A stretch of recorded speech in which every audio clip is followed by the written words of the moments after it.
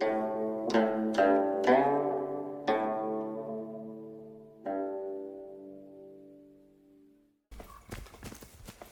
a huge fan of the videos. Keep it up, brother.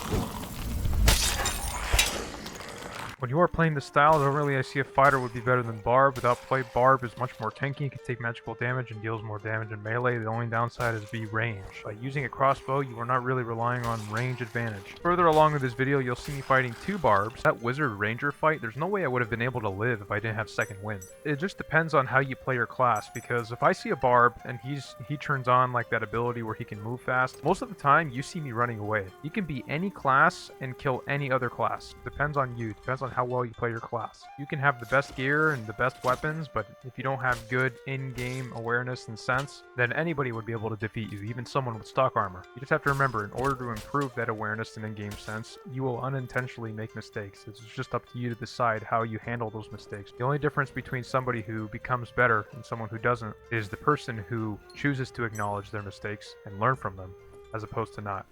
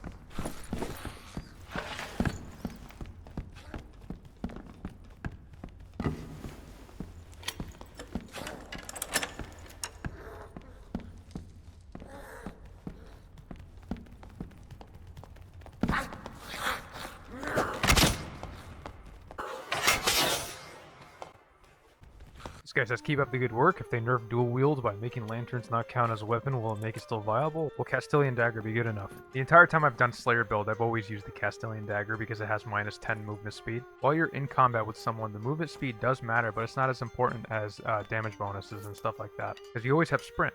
So if you need to be swift, you just need to know when to use sprint. I have yet to see somebody using dual wield, like intentionally, for the second weapon in their hand as a Slayer fighter. The best way to play Slayer fighter is to use one sword, to have your lantern. I'm not sure what their decision was to make the lanterns as a secondary weapon. Maybe they wanted to encourage players using lanterns and have that vibe. I personally don't think they're going to take it out, but if they do, the Castilian is not that bad. It's just minus 10 movement speed. Just get some light foot boots and some movement speed bonuses and you'll be fine.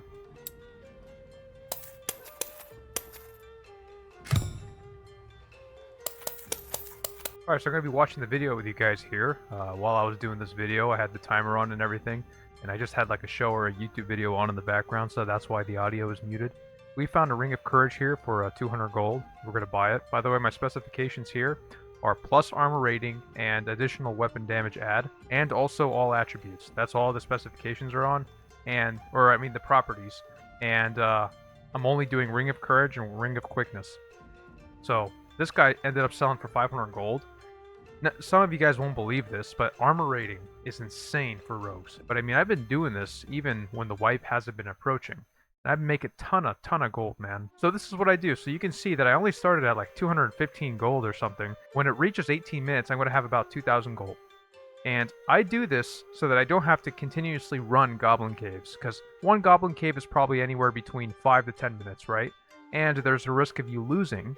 So for me, I would just sometimes just prefer just have a YouTube video on in the background, or maybe talk to some friends on Discord, or maybe watch like a show, and I just like sit back and relax and just trade and just get enough gold so that I can, just buy a whole kit, and I can just go back and do ruins runs, or I can just go back and do high roller. And the thing is it is a big risk, because if you do lose, then you're back to zero. But if you do win, and you get out alive, then you just made an extra 1,000 gold, because when you do a ruins run or a high roller run, and you successfully come out alive and you kill all those players and you're getting gear, you just like got all this gear that's worth like an extra 1,000 gold, 2,000 gold, so now you're ahead. So this is my method. This is what I like to do. I like to chill, and I like to just trade. If I lose a full kit and I don't have any gold, I like to just trade instead of spamming normal Goblin Cave runs. I mean, sometimes I do feel like doing that, because sometimes I don't feel like trading. But that's just the way I like to play. And a lot of people would complain and say, you're the reason that the economy is terrible. I am not the sole reason why the economy is terrible. Even if I never showed you guys anything about trading, the economy would be the exact same how it is.